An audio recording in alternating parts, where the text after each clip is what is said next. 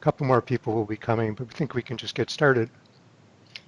So, as always, if you have questions at any time, you have to speak up. You can try waving your hand. I have you all sitting in chairs using what's that called together mode. So if you wave your hand at me, I can probably see you. But if you try to get my attention and I don't seem to be responding, just interrupt. Turn your microphone on and speak up, because otherwise I won't hear from you. So you'll have to do that. Okay? So what we're going to do today is I'm going to jump right in and start talking about the biology, the puzzles, and we'll get started just in about a minute or so doing that. And the goal will be to just give you an overview of some of the things we'll talk about in the class. And then after about an hour, let's do this. After about an hour, we'll take a break, because that's probably long enough to sit in your chairs and stare at me, maybe too long already. So we'll take a break for maybe 10 minutes, and then we'll come back and we'll do a second hour. And we'll generally do that every day. And today in the second hour at the start, that's when I'll talk for about 2 minutes at most about the business of the class, assignments, and things like that. But I don't have too much more to say about that. But anyway, there'll be a time when you can ask questions if you have any questions. By then, if something with your software isn't working or something like that, you can bring that up. But what I do is, as I said, in the first hour is just jump right in and start talking about some of the science. And I just want to remind you that, as I pointed out on the OneNote pages, I am recording this. I'm not going to post any images of students. At least I'm going to try very hard not to do that. So I am going to record your voices, and I'm going to post that in case somebody misses class and they want to go over things, or in case you found the class so exciting that you just have to watch it again. I'm sure that a lot of you will be watching the reruns because you find it so exciting. So I'll generally be recording the classes, and I'll try to post them, at least the voices. I'll see if I can also get some video up. The video will just be of me and of my screen, mainly just so that, if I'm showing you things, that that's also there. So that's all the business. Questions about anything? We're all set? Okay. So what I'm going to do today is try to just give you an overview of the range of puzzles we're going to talk about. And I think that in many ways, at least for me, today is the hardest lecture of all for the entire class, because I just want to just go through very quickly the different ideas we're going to talk about and how they're related, and try to make the case that there's something valuable here in terms of looking at the world in this way. The disadvantage is that by running through 10 or 12 different topics very quickly, obviously we're going to do this in a very shallow way, and there's going to be a lot that's you don't understand. But the purpose is just to get you trying to think in the general way that I'm trying to propose to you, and give you a sense of things. But you're going to have to kind of hang in there, because it's not necessarily going to make a lot of sense. But you'll just maybe just get used to thinking about things in this way. And then the rest of the class will be going through each of these topics in quite a bit of detail. And also want to say that what I'm going to present in this class are mostly puzzles that I've been interested in my own work over many years. And I think they're interesting puzzles, but you may not actually find them the most compelling stories. And to me, the real purpose of this class is not the particular stories I'm going to tell you. They're some of my personal favorites, but as I say, I understand that they may not be, to you the most important things. But what I really hope you can do by the end of the class is to recognize that you can do the same thing for yourself. You can go, well, his puzzles weren't that interesting, but now that I think about it, there are things in my own work and things that I encounter in my own reading that I find interesting. And I'm hoping that you'll be able to think about those problems in a more organized way. And if you start on your own puzzle list starting soon, that over the coming years, you'll soon find that you have a pretty good list yourself. and you'll start to see connections between things, and it takes a while. And so I'm just trying to get you thinking in this way. So what I'm doing is I say when I show you the puzzles that I know, these are things that I just know and I can talk about. Um, but you should be thinking about, as we go along in the class, the things in your own work that also form interesting puzzles. And so the question is, this is really a point of view of how you look at things. And the best way to do this is to give you examples rather than to talk in this vague general way that I've been doing. So that's enough vagueness. So what we're going to do is start in with the first puzzle. And so I'm going to show you one of the classic puzzles from the history of biology. And the biologists, we have a range of people in this class, but the biologists will all um, recognize this puzzle, or at least I think you will.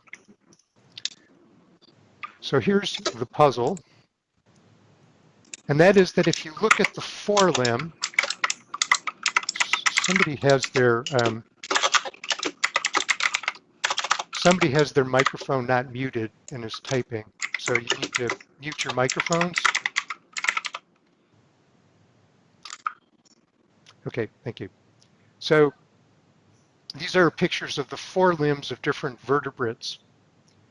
So on the top is a turtle, and you see that a turtle has what looks very much like a hand, and I need my pointer.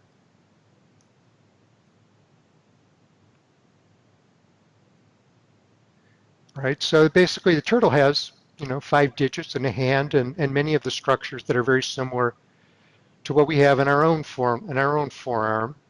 And a dolphin's flipper actually looks very similar. And again, I know that biologists all know this, but we're going to make a general point about puzzles, and this is a good one. And we have a range of people here. And you'll notice that the bones actually match up, even though a dolphin is quite different from a turtle. You can actually look at the individual bones and say this one matches to that one, this one matches to that one, and so on. And those matches are what we call homology. Again, this is very standard. And that a horse leg also has the same bones, modified, but still identifiable as those related bones. And there's a human forearm and a bird wing and a bat wing. And for all of these different animals, we can see the relationship between these different parts. Again, now, to us, this is very standard, but in the first part of the 19th century, this was really a shock because the worldview was that every species was created by Christian God for their place in nature, and that wings are made to fly and flippers are made to swim. But as people began to actually look at the bones, they recognized that there was this similarity, and that it wasn't just similarity, but that the individual bones could be traced through a history in which they were transformed from one to another, which is very different from an idea of special creation where every species was created for its own place in nature. And so this was obviously a profound puzzle because one could state the facts. A puzzle is a set of facts. And of course, facts are always a difficult thing. But basically, they're things that everybody can agree on. Everybody could agree that when you looked at these bones, they were all related to each other and they were transformed one to another. So what I think of as a puzzle is observations that people don't consider controversial. They all agree, yeah, that's what I see, that's what you see, we all see that. And yet we don't understand why it's so. And of course, in the early part of the 19th century, this was a shocking puzzle because it seemed to be inconsistent with the notion that God created every species for its place in nature. And of course, the solution to the puzzle is descent with modification, that all organisms are tied together through a history of descent and modification. And of course, that's evolution. Again, to us, this is trivial. And in fact, but this was shocking at the time, and descent with modification tied together these puzzling observations. And when Darwin published his book in 1859, there were really 2 aspects to that book. One was descent with modification, evolution, and the other was that natural selection was what explained the modifications of individuals. And actually, after Darwin's book was published, descent with modification almost instantly became universally accepted by biologists, but natural selection remained highly controversial. So Darwin wasn't the first person to recognize descent with modification, but he really put together the story in a way that convinced people that that was the solution to this puzzle. And of course, there were a lot of other puzzles, but this one's the most striking one. It's such a very simple set of observations that captures the essence of the problem. And this is a great puzzle in the history of biology, and we continue to talk about it because although it's very simple to state, you look at these forearms and you see that they're all similar and they're transformed one to the other. It's a very simple set of observations that makes a simple puzzle. And the solution to that puzzle not only solves the puzzle of forearms, but it solves many other puzzles. And so that's what an important or great puzzle is. It's when you solve it, you recognize that you've not only solved the particular puzzle, but you've tied together a lot of other things that maybe at first didn't seem related to this underlying problem. And we see that. Most puzzles, there's some observations, you don't understand why they are, you figure out why they are, but they don't really teach you anything very general. But the great puzzles in science are the ones that when you solve them, they really connect up to a lot of different things, often to things that you hadn't even imagined. And so what we really want to look for is, first of all, to recognize puzzles, and then to recognize which ones are important and why, and get good at thinking about that, and then understand how solving them relates many things together. Now, this is in some ways a terrible example, at least for me, because although we can talk about it and we can see it's all true and everything I say about puzzles all makes sense, I think it doesn't really work for me. When I think about this, the thing that I find most puzzling is how could people look at these animals and not think about them in an evolutionary context? The problem for us is that historically we are so far on the other side that we can't really see this. And so this is a real problem. We get taught the history of science and the history of biology, but in some ways it doesn't really connect up with our own experiences as scientists. So you need to know this puzzle. It's a classic, but at the same time it's in some ways very misleading. It doesn't really pull together what we feel in our everyday life when we're doing science or thinking about modern science. And this is one of the real challenges. We can present things that we know the answers to and talk about them, but they don't really do much for us. So the real goal is to get good at seeing things in real time. Can you look around in your own field and say, no one's paying attention to these observations, but actually if you think about them, this is really puzzling. And if we could solve that, we would understand something very important about science that people aren't paying attention to. And that's what you have to get good at. And that's what's extremely hard to do. But you can get good at it by practicing. And looking at older puzzles is good as a way to practice because you don't have much else to practice on. It's very hard to find the existing puzzles and just sit down and say, oh, these are the existing puzzles. But that's what I hope you'll be working on from your own research. So that's the classic homology puzzle. And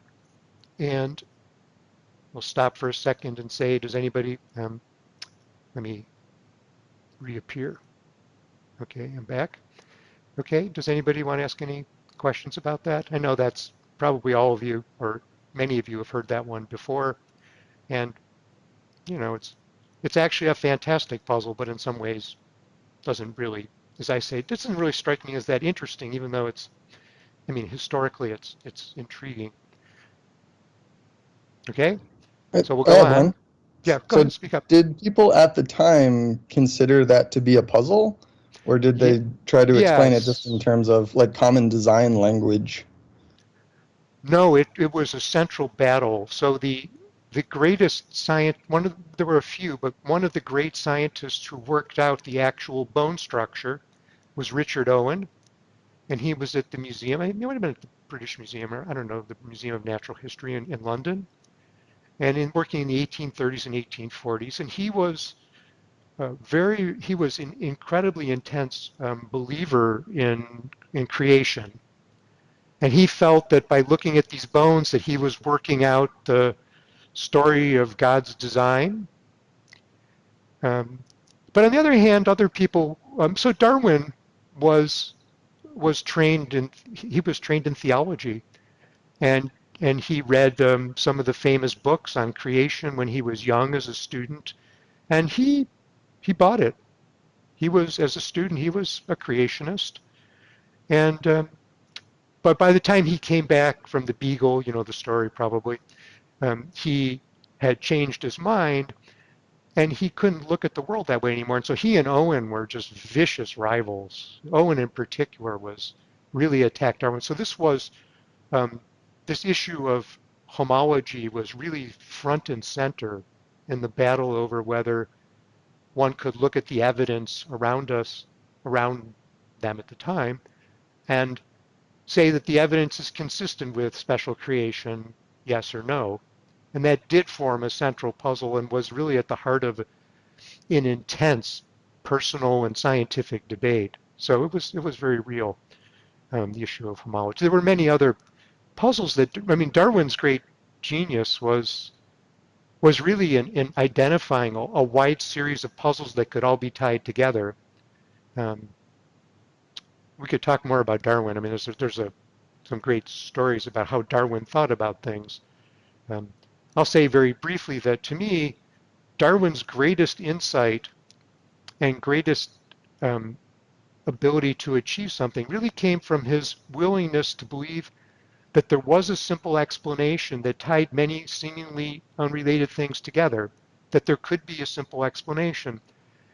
And really at the time, even other people who were kind of interested in evolution, they didn't have the courage to say maybe there's just one simple way of looking at the world that could tie everything together. Biogeography. So if you go and you look in the South Pacific at where animals and plants exist, Wallace in particular did a lot of things, and different ecology, biogeography, many different fields, paleontology. Darwin said they all must fit together, and if I can't fit them together, then it's my fault. I must not be thinking correctly. No one else would do that. Even Wallace was kind of shaky a little bit. He would kind of get nervous, sort of in the edges there, and I think that that's also one of these things historically. We say it and we say, well, yeah, you know, Darwin was cool. You know, he was a cool dude and whatever, he could do it. But actually, the amount of courage that it took to say that against everybody else um, was really amazing, especially in the cultural situation of the time, because Darwin was really a personally sort of a very conservative, central person in a very tight-knit community, and yet he was against everybody almost in that way. And this is I bring this up not because it's just a good story, but it's actually what I'm trying central to what I'm trying to bring to you, which is the notion that generally speaking, when you identify puzzles very clearly in advance of other people, you don't get a lot of positive feedback. And this is still true in science. And you know, we can look at Darwin, and again, just like the vertebrate, the forelimb example, we know it's true, and Darwin went through this, and people said nasty things about Darwin, but we don't really feel it because to us, Darwin won. You know, right? Darwin won. He's the biggest winner in the history of science. Can't feel bad for him. But at the time, it wasn't like that. I mean, you don't get born. He wasn't born Charles Darwin. He was born just another guy, and people were against him, and they were horrible and nasty. And this is quite common. And so this issue of puzzles all sounds a little vague and easy, but actually when you go to do it yourself and you push people, you won't always get such a positive feedback. Um, so anyway, any other questions? Okay. Is part of identifying a puzzle, is it a good puzzle if you have to convince other people that it's a good puzzle, or should it be obvious to everyone? No, because you can come up with something that's trivial and other people go, that's not very interesting, and they might be right. I mean, most things that we think of, I think that the key, the hard part about science is that, I think the hardest thing about science is that um, if you're a great scientist, you fail over and over and over again, and then once or twice in your life you succeed. And if you're like everyone else, you just fail over and over and over again. So mostly we're wrong. But I think what you have to do, Linus Pauling, you may know that name. He was a very famous scientist. He won 2 Nobel Prizes, and he pretty much invented much of modern chemistry. And he said the only reason I've ever had a good idea is I've had more bad ideas than anyone. It sounds funny, but he meant it. So I think that one of the things you can do in a class like this is you can practice. You'll just say, what I find is that when I actually ask people to state puzzles, actually it's much harder than it sounds. People are actually not very good at it. So what's the puzzle in the vertebrate limb? One of the things you have to be able to do is say it very concisely and stick to the facts. People have a very hard time doing that. They'll kind of go off and they'll add other things and they'll go on tangents. The facts are that a dolphin flipper and a human hand share the same bones, and we can identify those bones and match them up, and we can do that for the horse leg. That horse leg looked really different to me. It is, but the individual bones, if you look through the transformations, yeah, you can also do it developmentally, right? Because if you can trace the bone, sometimes you can do it developmentally. You can look at where the bones come from, and then you can really see the homologies in the developmental patterns. And sometimes the adults can look very different, but you'll see intermediate stages that are fairly similar. So anyway, these are just we're just warming up. So they're good questions. These are great questions. Um, okay, so what I was really emphasizing is that this issue of homology is, when we look in the past and in the things we get taught, they just don't have the compelling feeling of what it's really like to do science. And so the next puzzle I'm going to talk about is HIV and the so-called latent period. Now, I don't know, some people are nodding their heads, so maybe you know what I mean by that. But um, so this happened in the mid 1990s. Now I know for you it's like that was a while ago, but I was already at Irvine in the 1990s, and at that time I was interested in infectious diseases. It was one of the research projects I was working on, so I was really paying attention to HIV in the literature and HIV and the things that were going on. And so I saw in real time what a puzzle looked like that people agreed was a puzzle. So you asked me the question about whether a lot of times people don't necessarily agree, but everybody agreed about, and I'll tell you what I mean about this in a second, but everybody agreed that the latent period in HIV was a puzzle. It was the greatest puzzle of biology in the mid 1990s. If you ask scientists, what's the pressing puzzle of today? I think almost everybody would say the latent period in HIV. We don't understand it, and if we did, we would really understand something that's very important to us. And so I watched this, but people didn't know what the answer was, and so people had ideas, and it was argued, and things came up, and then it was solved in a very dramatic way. And to me, that really changed my views a lot on not just on infectious diseases in terms of the solution, and I'll tell you again in a minute, actually was very consistent with my view of the world, so it had very little effect in my view of the world. But how important it was to have a compelling puzzle and the consequences of a solution to a puzzle and what it did. Because this was played out in Nature and Science, the most important articles most weeks were about HIV. Now we're in a pandemic, and so you can feel what happens when there's a worldwide pandemic and people are nervous and scared. It's a little harder to say HIV is still with us, but it's very hard to feel this. In the 1990s, people were terrified of HIV. It wasn't that it was so common, but it was becoming more common, and it was becoming more common in different groups of people. Originally, it was confined to a narrow set of people, um, particular lifestyles and so on. But as it began to spread, people were really terrified. It was sort of the feeling was, you have sex, you may die. And not only are you going to die, it's going to be a horrible death.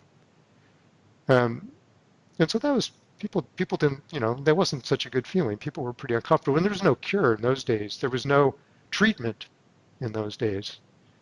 Um, so the story of HIV, and again, you'll know most of this, but I'll tell you because I just want to make sure that we can really isolate and identify the puzzle very clearly. Basically, when people get infected with HIV, they get a normal increase in virus in their bodies, just like if you get a common cold or any sort of viral infection. And so if you take a blood sample from somebody who's been recently infected, you see a lot of virus in the blood. Most of the time when people get HIV, they don't know that they've been infected. They might have a very mild fever, but it's really not even a bad cold or and milder than the flu. And so very rarely when people get infected with HIV do they even go to the doctor. Um, and so they have this viral spread in their body and they have a lot of virus in their blood. But after a few weeks, the immune system um, reduces that. And then the people feel fine. And they have no idea, mostly they would have no idea they were infected. But instead of completely getting rid of the virus, there's some virus that's left. And so after initial infection and then recovery, for about 10 years, if you sample somebody who's been infected and you look in their blood, there's a few viruses. You can see them, they're there, but there's very few. And this goes on typically for about 10 years. Of course, the period varies from person to person, but about 10 years, they will have relatively fewer or no symptoms, and they'll be fine. They won't really feel anything. And then they start to get immunodeficiency diseases. Basically, their immune system starts to wear out, and they start getting more infections. They'll get tumors. Certain kinds of cancers start to develop that are very particular that the immune system normally controls. And so they basically die because their immune system doesn't work. Excuse me. So their immune system's wearing out. And so the puzzle is, why doesn't the virus disappear for 10 years? This is the latent period. Where does it go? And why does it come out? Because later in the infection, when people start to get these symptoms, then you get more virus in the blood, right? So you've got a high amount of virus early, almost nothing, just a few. 10 years is a long time. And then you get a huge amount of virus again, and you get all these symptoms. So this is a great puzzle, right? Where does it go? Why isn't it replicating? Why is it hiding? Why can't the immune system get it? People talked about this. I mean, this was the prize. Anybody who could figure this out was going to solve the.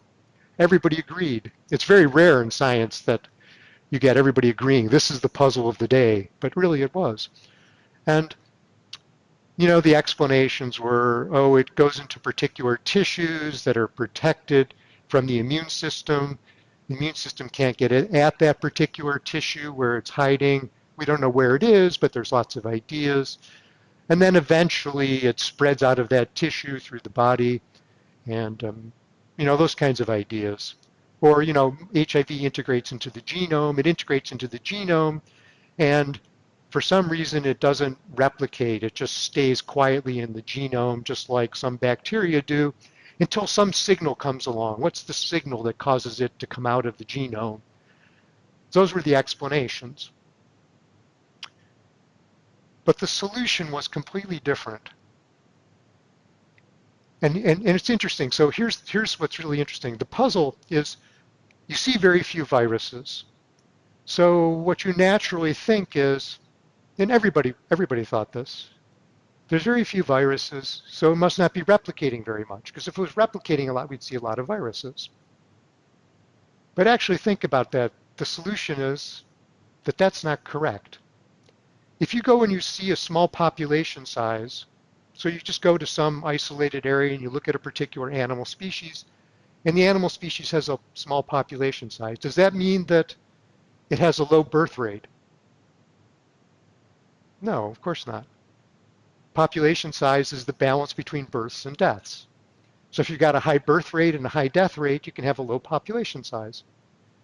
So HIV was replicating like crazy during the so-called latent period. It wasn't latent at all. It was HIV replicates very quickly, through all those 10 years, but your immune system kills it very quickly through those 10 years. And so the number of viral particles is very low. And then eventually your immune system can't handle it anymore.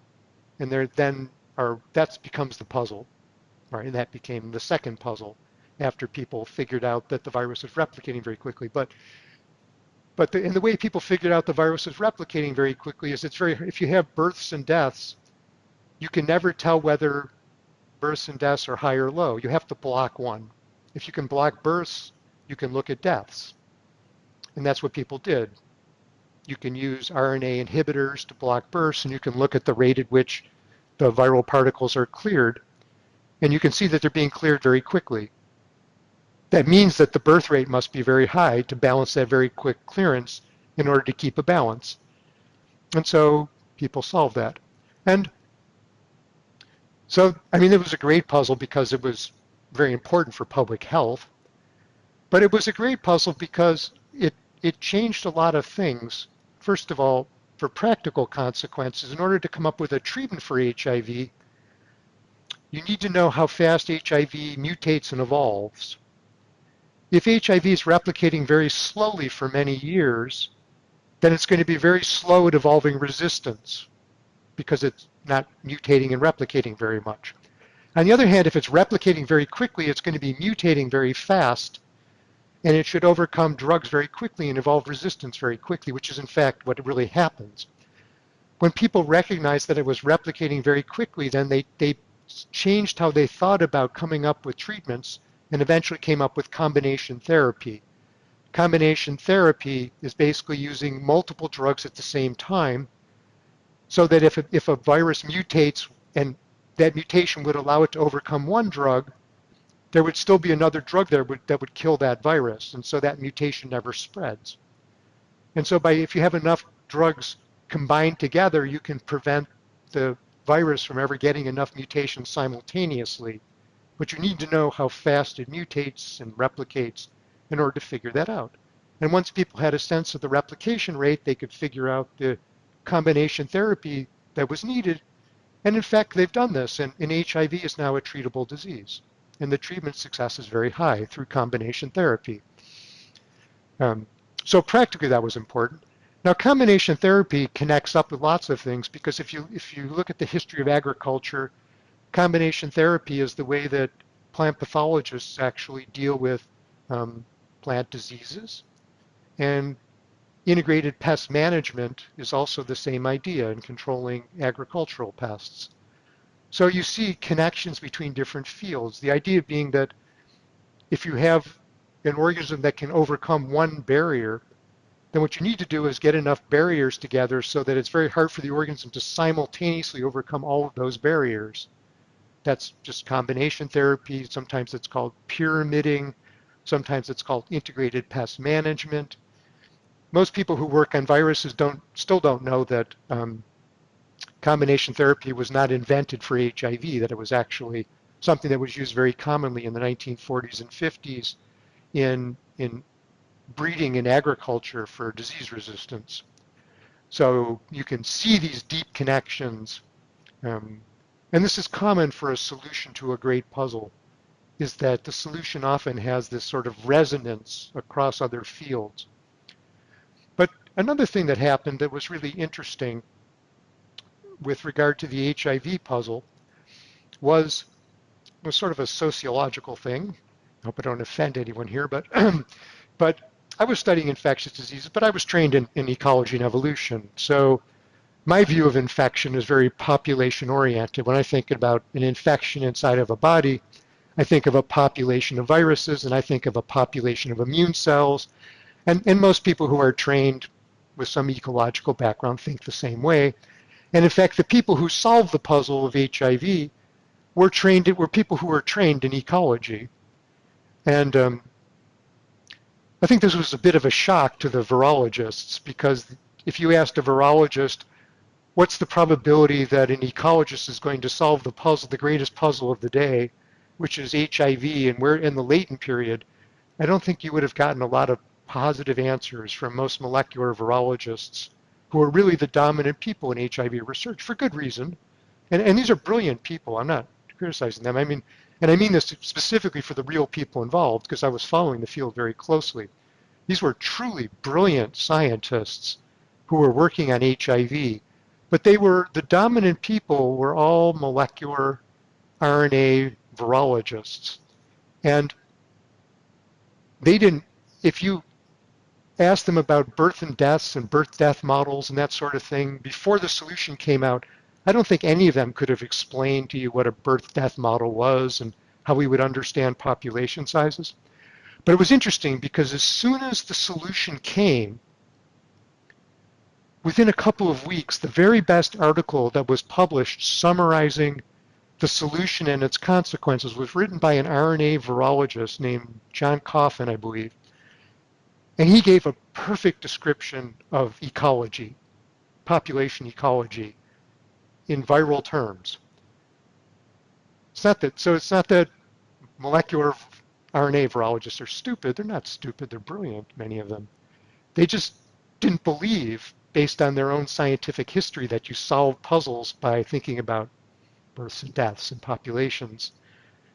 Of course, in retrospect, you can think, well, how else are you going to solve a problem about titers of viruses, which is a population problem?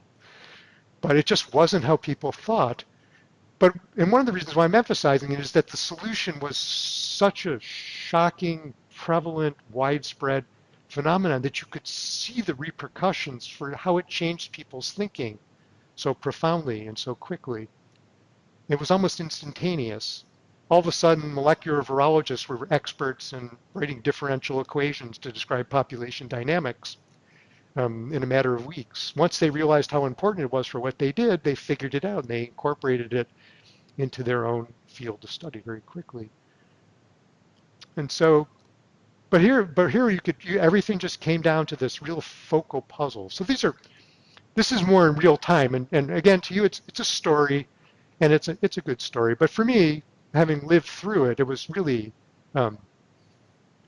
almost shocking, both in terms of the outcome scientifically, but also how it changed people's thinking. And that's really one of the things that brought to my mind that I needed to learn how to do this.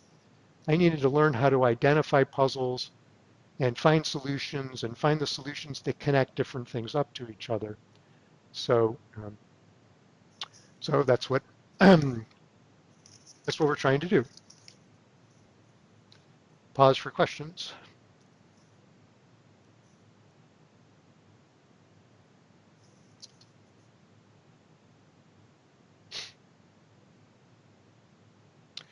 So I've said most of the, we'll do a very brief interlude about the issue of puzzles, which is really that it organizes a field into a real focal point.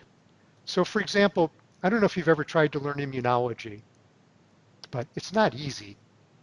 There's so much jargon and there's so many different kinds of cells and they all have acronyms and they all do these different things and it's all very interesting, but it's almost impossible to keep in your mind.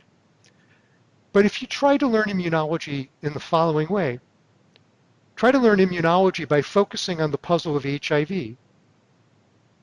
Everything, almost all the major principles of immunology relate to this puzzle of HIV.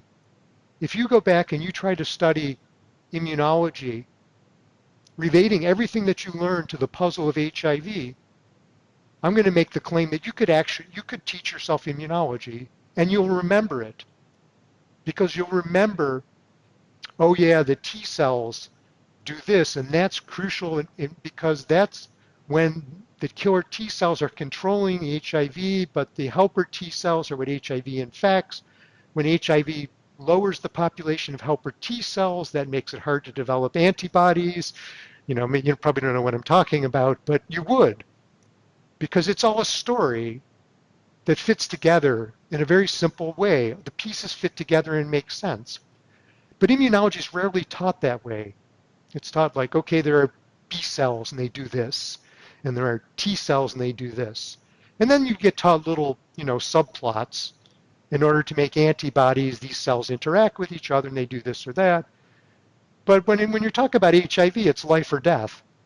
and it really brings it out. And so this is also true of a good puzzle, is that it becomes a focal point that you can use to organize things that you would normally find very hard to remember. And if you're like me and you love to learn about new fields and then try to relate them, well, it's pretty hard, to just say, okay, I decide I want to learn immunology. Here's 3 textbooks. I'm going to read them.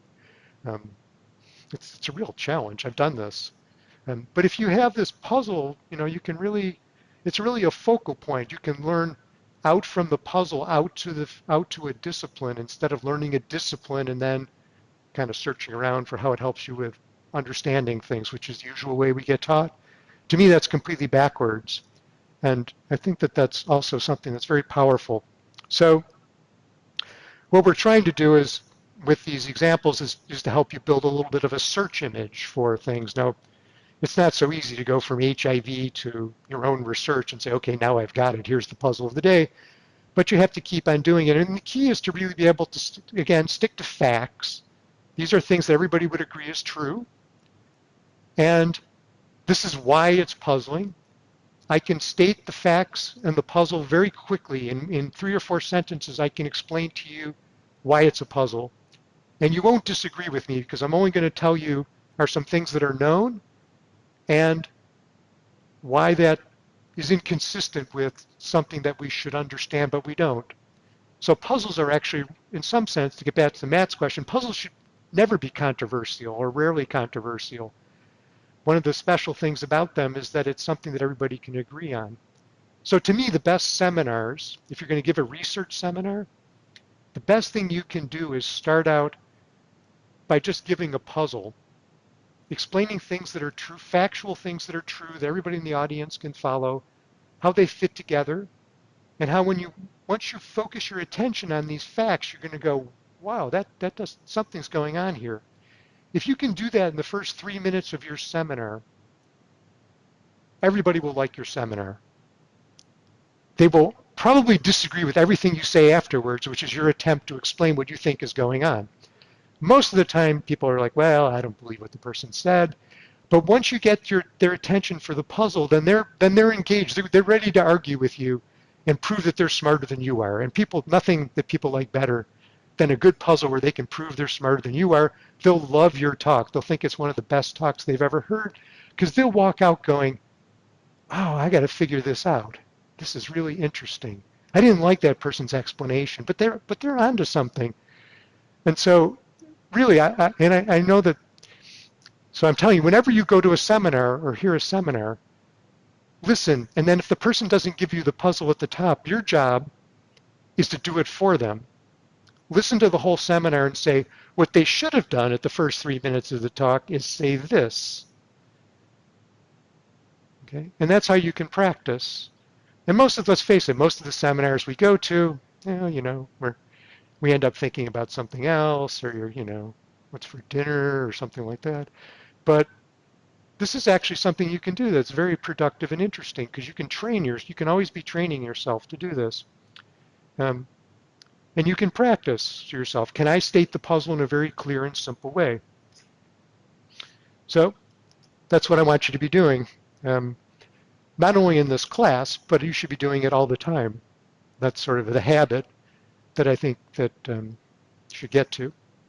So, how are we? So we'll do a few more minutes before a break, and then we'll take a break. And we'll get on to what is the first big puzzle of our class, which is overflow metabolism. And so I should be able to state very simply what the puzzle is, right, and give you the essence. And so here's the puzzle. In many microbes, they take up food, sugar, and instead of digesting all of that sugar and getting all of the free energy out of the sugar, they excrete a large fraction of the usable food. They dump it. So the puzzle is, why would a cell dump usable food? That's the puzzle. And this happens commonly. So it's a widespread phenomenon. It's called overflow metabolism because basically it typically happens when cells are taking up sugar fairly quickly. And normally they would Yeah, we'll show you a picture, it helps. Go picture time. Okay, this goes away.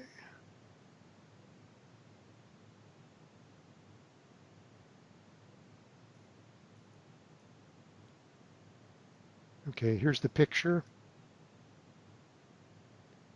So basically, all of life, not just microbes, but all of our cells do this. And one of the amazing things about life is that this is called core metabolism.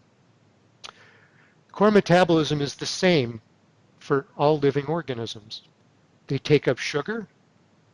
We're going to talk about this in more detail. So today we're just getting the general idea. They start to break that sugar down and extract some of the free energy through what's called glycolysis.